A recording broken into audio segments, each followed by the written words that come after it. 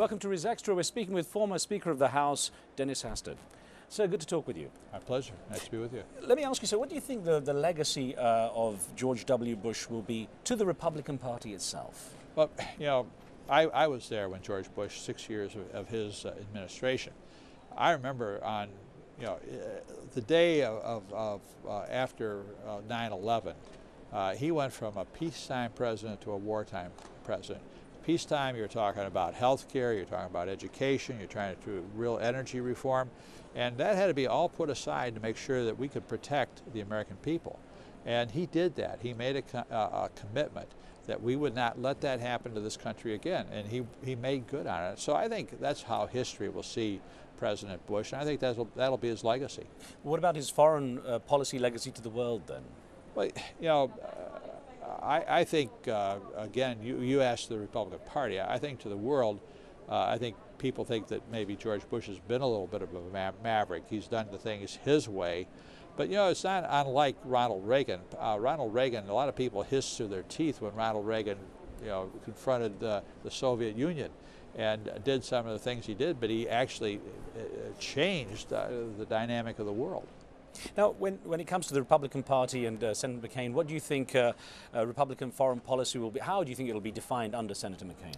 Yeah, I think McCain will put good experts in place.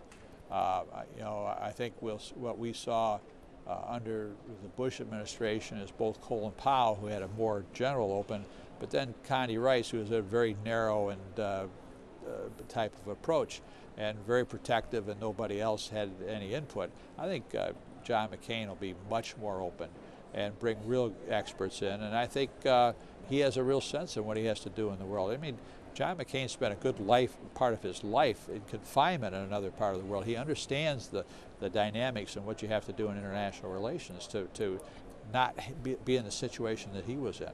Now, of course, Senator McCain shocked the pundits with his choice of Governor Sarah Palin as his running mate, and then there was all the controversy over her private life.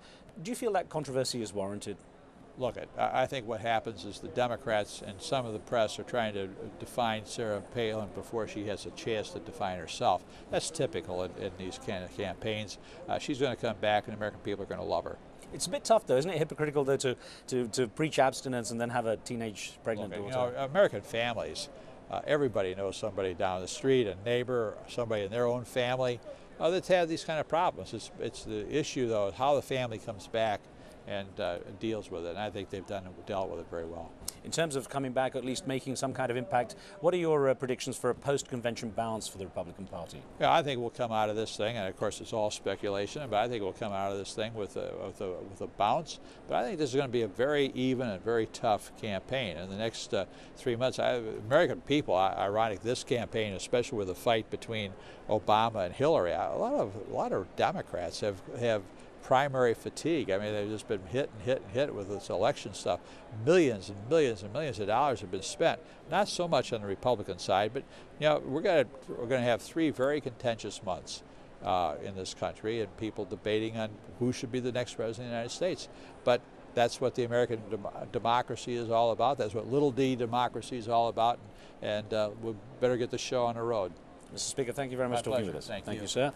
We were speaking there for Riz Extra with the former Speaker of the House, Dennis Hastert, here at the Republican National Convention in St. Paul, Minnesota. Thanks for being with us.